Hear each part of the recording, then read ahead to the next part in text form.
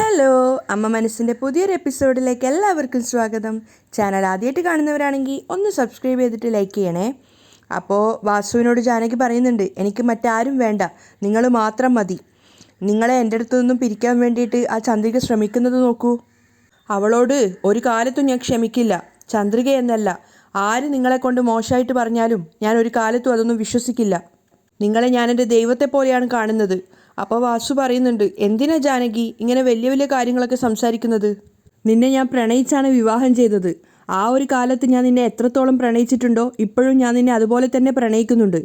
വാസുവിൻ്റെ സംസാരം കേട്ട് ജാനകിയുടെ കണ്ണ് നിറയാണ്. അതിനുശേഷം വാസു ജാനകിയുടെ മുടി കെട്ടിക്കൊടുക്കുന്നുണ്ട്.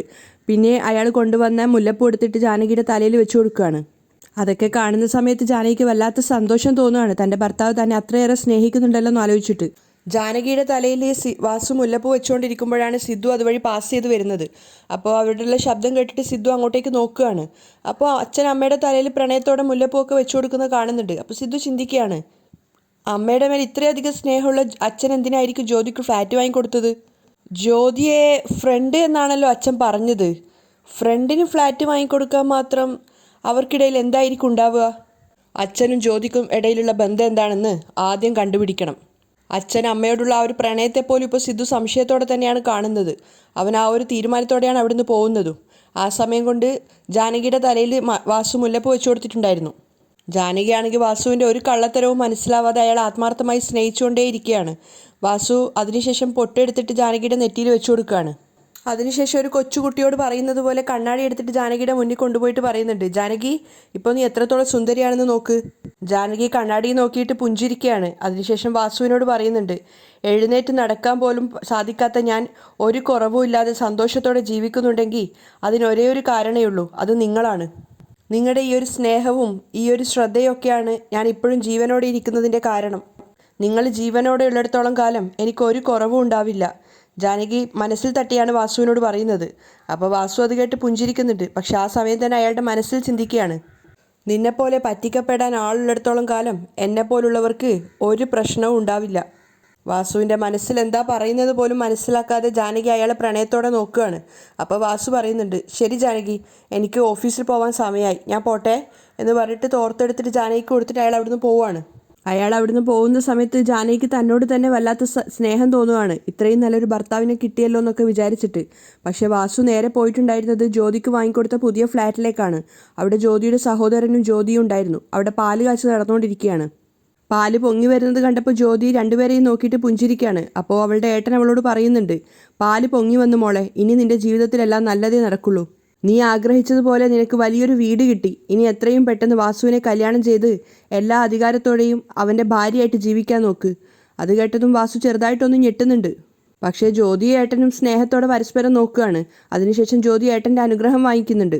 ഏട്ടാ, പാല് പൊങ്ങിയല്ലോ, ഇനി നമുക്കിത് സ്വാമിക്ക് മുന്നിൽ നിവേദ്യം പോലെ കഴിപ്പിക്കാം. ശരി മോളെ, അയാളും സമ്മതിക്കുകയാണ്. അങ്ങനെ തിളച്ചു പൊങ്ങിയ പാലിൽ നിന്നും കുറച്ചെടുത്തിട്ട് ദൈവത്തിന് മുന്നിൽ നിവേദ്യം പോലെ കഴിപ്പിക്കുകയാണ്. അതിനുശേഷം അവർ 3 പേരും ചേർന്നിട്ട് അവിടെ ഒരു ചെറിയ പൂജ നടത്തുന്നുണ്ട്. പൂജ നടത്തിയതിന് ശേഷം വാസുവിനും അവളുടെ ഏട്ടനും ജ്യോതി ചന്ദനം തൊട്ട് കൊടുക്കുകയാണ്. ശേഷം രണ്ടുപേരോട് ഹാളിൽ പോയി ഇരിക്കാൻ പറയുന്നുണ്ട്. അവർക്ക് രണ്ടുപേർക്കും പാലുമായിട്ട് ജ്യോതി അങ്ങോട്ടേക്ക് പോവുകയാണ്. പാല് കുടിച്ചുകൊണ്ടിരിക്കുമ്പോഴാണ് ജ്യോതിയുടെ ഏട്ടൻ വാസുവിനോട് ചോദിക്കുന്നത്, വാസുദേവ, ഞാൻ പറയുന്നത് തെറ്റിദ്ധരിക്കരുത്. എത്ര നാളെന്ന് വെച്ചിട്ടാണ് നീയും ജ്യോതിയും ഇങ്ങനെ ഒളിച്ച് ജീവിക്കുക? അത് ശരിയാണെന്നുള്ള അർത്ഥത്തിൽ ജ്യോതിയും നിൽക്കുന്നുണ്ട്. അപ്പോൾ അവളുടെ ഏട്ടൻ പറയാണ്, എൻ്റെ സഹോദരിയെ നീ എത്രയും പെട്ടെന്ന് കല്യാണം കഴിച്ച് എല്ലാ അധികാരത്തോടെയും അവൾ നിൻ്റെ ഭാര്യയാക്കണം. അപ്പോൾ വാസു ചോദിക്കുന്നുണ്ട്, അഖില, ഞാനിപ്പോൾ ജ്യോതിക്ക് എന്താണ് കുറവ് വരുത്തിയിട്ടുള്ളത്? ഞാൻ അവൾക്ക് ഒരു കുറവുമില്ലാതെയല്ലേ അവളെ നോക്കുന്നത്. എല്ലാവർക്കും മുന്നിൽ വെച്ചിട്ട് ഞാൻ എൻ്റെ ഭാര്യയാണെന്ന് പറഞ്ഞാൽ മാത്രമേ അവൾ എൻ്റെ ഭാര്യയാവുള്ളൂ. 10 വർഷമായിട്ട് ഞങ്ങൾ അങ്ങനെ തന്നെയല്ലേ ജീവിക്കുന്നത്. അപ്പോൾ അവളുടെ സഹോദരൻ പറയുന്നുണ്ട്, എൻ്റെ പെങ്ങളെ നീ ഒരു കുറവുമില്ലാതെ തന്നെയാണ് നോക്കുന്നത്. പക്ഷേ നാടിനും നാട്ടുകാർക്കും അറിയാതെ നിങ്ങളിങ്ങനെ രഹസ്യമായിട്ട് കുടുംബം നടത്തുന്നത് അത്ര ശരിയല്ലല്ലോ. നീ തന്നെ പറ. എനിക്ക് ഇന്ന ആളുടെ ഭാര്യയാണ് എൻ്റെ സഹോദരി എന്ന് പറഞ്ഞിട്ട് അഭിമാനത്തോടെ പറയാൻ സാധിക്കണ്ടേ? നീ ജാനകിയെ ഡൈവോഴ്സ് ചെയ്തിട്ട് ജ്യോതിയെ കല്യാണം കഴിച്ചാൽ മാത്രമേ എനിക്ക് അഭിമാനത്തോടെ എല്ലാവരോടും അങ്ങനെ പറയാൻ പറ്റുള്ളൂ. അപ്പോൾ വാസു പറയുന്നുണ്ട്, കല്യാണ വയസ്സിലുള്ള 2 കുട്ടികളുണ്ട് എനിക്ക്. ഇപ്പോൾ പോയിട്ട് ഞാൻ ജ്യോതിയെ കല്യാണം കഴിച്ചാൽ നാടും നാട്ടുകാരും എന്താ പറയുക? അപ്പോൾ അവളുടെ സഹോദരൻ പറയുന്നുണ്ട്, നാടും നാട്ടുകാരും എന്തെങ്കിലും പറയുമെന്ന് വിചാരിച്ചിട്ട് മരണം വരെ ഇങ്ങനെ തന്നെ ജീവിക്കാൻ സാധിക്കുമോ? ഇനി അഥവാ നിൻ്റെ മക്കളാണ് നിൻ്റെ പ്രശ്നമെങ്കിൽ എത്രയും പെട്ടെന്ന് അവരുടെ കല്യാണത്തെ നീ നടത്തിക്കൊടുക്ക്. എന്നിട്ട് ജാനകിയെ ഡൈവോഴ്സ് ചെയ്, എത്രയും പെട്ടെന്ന് ജ്യോതിയെ കല്യാണം കഴിക്കുകയും ചെയ്. അതൊക്കെ കേട്ടപ്പോൾ ജ്യോതിക്ക് ഒത്തിരി സന്തോഷം തോന്നുന്നുണ്ടായിരുന്നു.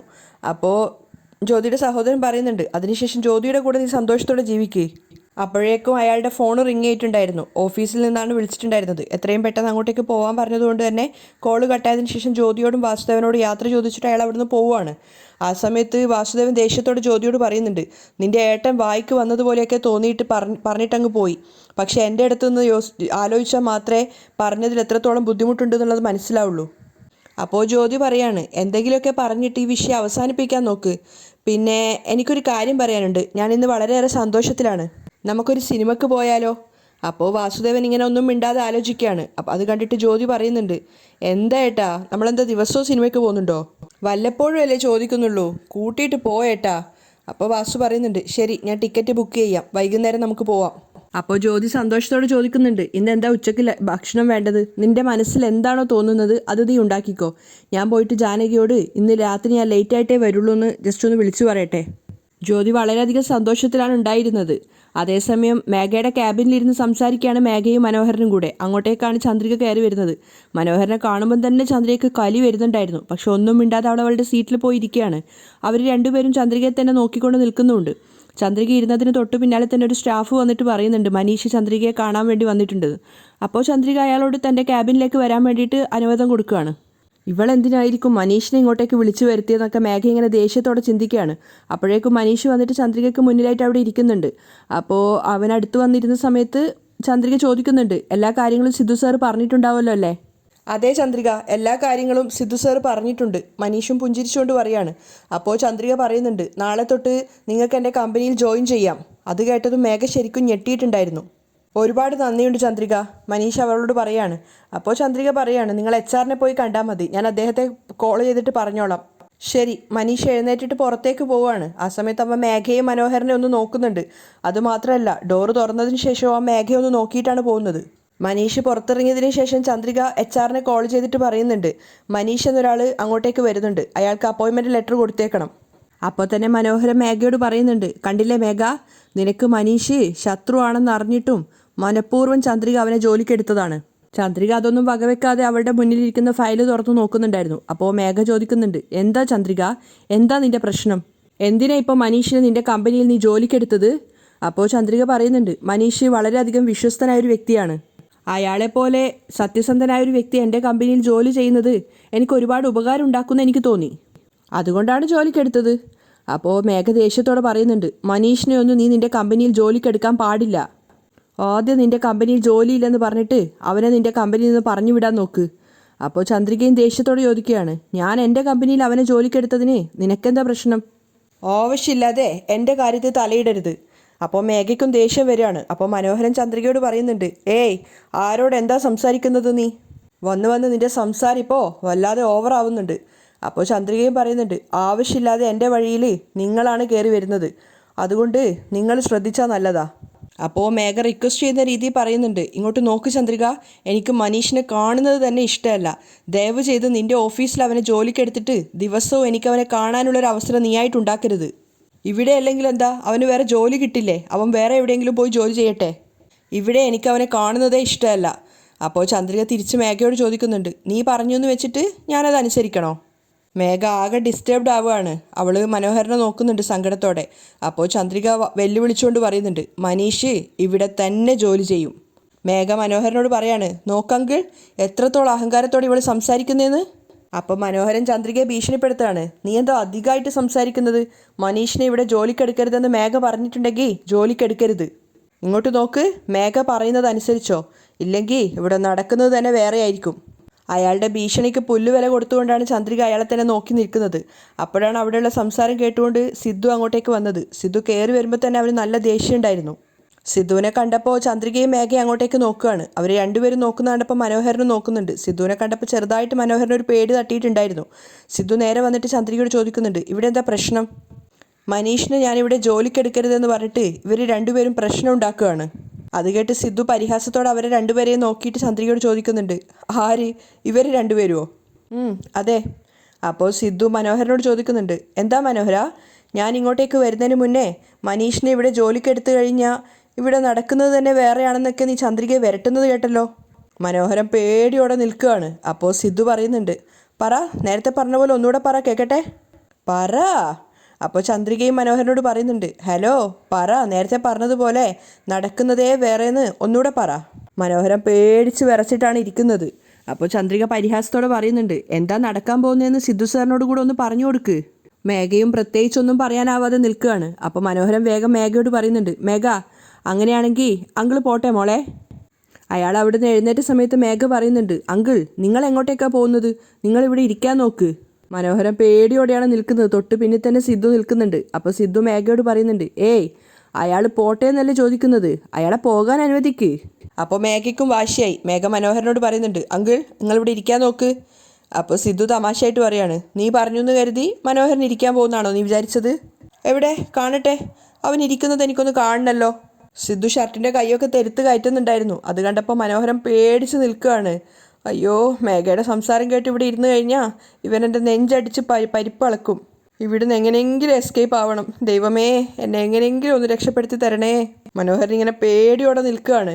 അപ്പോൾ ചന്ദ്രിക സിദ്ധുവിനോട് പറയുന്നുണ്ട്, മനോഹരൻ ഇന്നലെയും കുറച്ചധികം ഓവറായിട്ട് എന്നോട് സംസാരിച്ചിട്ടുണ്ടായിരുന്നു സിദ്ധു സാർ. അതുകൂടെ കേട്ട സമയത്ത് മനോഹരൻ പേടിയോടെയാണ് നിൽക്കുന്നത്. ദൈവമേ, കൃത്യസമയത്ത് ഇവൾ ഇതും പറഞ്ഞു കൊടുക്കുകയാണോ?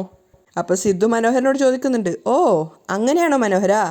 അപ്പോൾ മനോഹരൻ ചിരിച്ചുകൊണ്ട് പറയാണ്, ഏയ്, അങ്ങനെയൊന്നുമില്ല, ഞാൻ വെറുതെ തമാശ പോലെ പറഞ്ഞതാ. ഞാനെന്നാ പോട്ടെ മോളെ എന്ന് ചോദിച്ചിട്ട് മേഘയോട് വേഗം യാത്രയും പറഞ്ഞ് പോകാൻ നോക്കുകയാണ്. അപ്പോൾ സിദ്ധു അയാളെ പിടിച്ചു വെച്ചിട്ട് പറയുന്നുണ്ട്, നോക്ക്, ഇനി ഞാൻ ഇവിടെ ഇല്ലാത്ത സമയം നോക്കിയിട്ട് ചന്ദ്രികയുടെ അടുത്ത് ഭീഷണിപ്പെടുത്താൻ നിന്നാൽ തോല ഞാൻ തിരിച്ച് കയ്യിൽ തരും. അപ്പോൾ മനോഹരൻ പേടിയോടെ തലയിങ്ങനെ വെട്ടിക്കുകയാണ്. മേഘയാണെങ്കിൽ ഒന്നും പറയാനാവാത്ത അവസ്ഥയിൽ നിൽക്കുന്നുണ്ട്. അപ്പോൾ മനോഹരൻ സിദ്ധുവിനെ നോക്കിയിട്ട് ചിന്തിക്കുകയാണ്, ഇവൻ പറഞ്ഞതുപോലെ ചെയ്യും. മേഘയോട് എങ്ങനെയോ യാത്രയും ചോദിച്ചിട്ട് മനോഹരൻ എസ്കേപ്പ് ആവുകയാണ്. അയാൾ അവിടുന്ന് പോയതിന് ശേഷം ചന്ദ്രിക സിദ്ധുവിനോട് പറയുന്നുണ്ട്, മനീഷിനോട് നാളെ തൊട്ട് ജോയിൻ ചെയ്യാൻ വേണ്ടിയിട്ട് ഞാൻ പറഞ്ഞിട്ടുണ്ട് സർ. ശരി ചന്ദ്രിക. അപ്പോൾ മേഘ സിദ്ധുവിനോട് ചോദിക്കുന്നുണ്ട്, സിദ്ധു, മനീഷിനെ എന്തിനാണ് ജോലിക്കെടുത്തത്? അയ്യോ, സിദ്ധുവിന് ദേഷ്യം വരികയാണ്. ഇതൊക്കെ നിന്റെ പണിയാണോ? മേഘ ചോദിക്കുന്നുണ്ട്. അതെ, എൻ്റെ തന്നെ പണിയാ. ചെയ്യാത്ത തെറ്റിന് ഒരു കാര്യമില്ലാതെ നീ അവന് ശിക്ഷ കൊടുത്ത് അവനെ അവൻ്റെ ജോലിയിൽ നിന്നും പറഞ്ഞു വിട്ടു. ഇപ്പോൾ ഞങ്ങൾ അവനെ ജോലിക്കെടുത്തു. ഇതിലെന്താ തെറ്റുള്ളത്? ഒന്ന് പറ. ഇങ്ങോട്ട് നോക്ക്, അവൻ സത്യസന്ധനായൊരു വ്യക്തിയാണ്. അവനെപ്പോലൊരു വ്യക്തി ഞങ്ങളുടെ കമ്പനിക്ക് ആവശ്യമാണ്. എന്നിട്ട് സിദ്ധു ചന്ദ്രികയോട് പറയുന്നുണ്ട്, ചന്ദ്രിക, ഇവളോട് സംസാരിച്ച് കളയാനുള്ള സമയമില്ല. നീ എൻ്റെ കൂടെ ക്യാബിനിലേക്ക് വാ. ആ, ശരി സർ എന്ന് പറഞ്ഞിട്ട് ചന്ദ്രിക സിദ്ധുവിനൊപ്പം അവൻ്റെ ക്യാബിനിലേക്ക് പോവാണ്. മേഘയ്ക്ക് വല്ലാത്ത ദേഷ്യവും അപമാനമൊക്കെ തോന്നുന്നുണ്ടായിരുന്നു.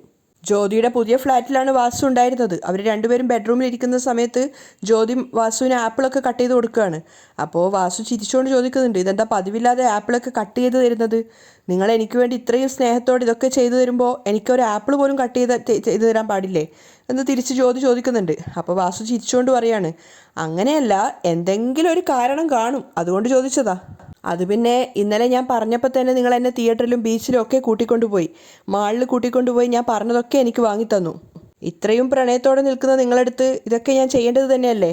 അപ്പോൾ വാസുവും പറയാണ്, ശരി ശരി, ഞാൻ തർക്കിക്കുന്നില്ല, നീയും എന്നെ പ്രണയിക്കുന്നുണ്ട്, പോരെ? അപ്പോൾ ജ്യോതി പറയാണ്, ഏട്ടാ, എനിക്കൊരു കാര്യം പറയാനുണ്ട്. ഞാൻ ഒരുപാട് കാലമായിട്ട് ഒരു കാര്യത്തിൽ തന്നെ ആഗ്രഹിക്കുന്നുണ്ട്. അത് നിങ്ങളോട് പറഞ്ഞാൽ നിങ്ങൾ എനിക്കത് സാധിച്ചു തരുമോ? അപ്പോൾ വാസു പറയാണ്, നീ എന്തെങ്കിലും ആഗ്രഹത്തോടെ പറഞ്ഞിട്ട് ഞാനത് നിറവേറ്റിത്തരാതെയുണ്ടോ? നീ എന്താ ആഗ്രഹിക്കുന്നതെന്നൊന്ന് പറ ജ്യോതി. അപ്പോൾ ജ്യോതി പറയുന്നുണ്ട്, ഇന്നലെ നമ്മൾ കണ്ട സിനിമയിൽ ആ ഹീറോയിന് വാങ്ങിച്ചു കൊടുക്കുന്നുണ്ടായിരുന്നില്ലേ സ്വർണത്തിൻ്റെ ഒരു പാദസരം, അതുപോലെ ഒരു സ്വർണത്തിൻ്റെ പാദസരം നിങ്ങൾ എനിക്ക് വാങ്ങിത്തരുമോ? അത് കേട്ടതും വാസു ചെറുതായിട്ടൊന്ന് ഞെട്ടുകയാണ്. അപ്പോൾ ജ്യോതി പറയുന്നുണ്ട്, എനിക്ക് സ്വർണത്തിൻ്റെ പാദസരം ഇടാൻ ഒരുപാട് നാളത്തെ ആഗ്രഹമാണ്. സ്വർണത്തിൻ്റെ കൊലുസോ? ജ്യോതി, നീ തന്നെ സ്വർണം പോലെയാണ്, പിന്നെ നിനക്ക് എന്തിനാ സ്വർണത്തിൻ്റെ കൊലുസ്?